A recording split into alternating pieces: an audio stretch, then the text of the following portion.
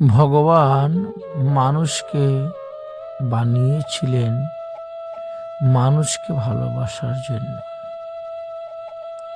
আর টাকা বানানো হয়েছিল ব্যবহার করার জন্য।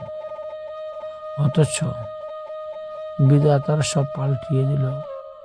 মানুষ টাকাকে ভালোবাসে আর মানুষকে ব্যবহার করে। এটাই তো বাস্তব। দেখতে পাচ্ছেন, বিধাতা এক করতে গেলেন আর মানুষ আরেক করে ফেলল। মানুষকে বানানো হয়েছিল মানুষকে ভালোবাসার জন্য, অথচ মানুষ মানুষকে ভালো না বেসে টাকাকে ভালোবাসে। কি যে যুগ পড়েছে।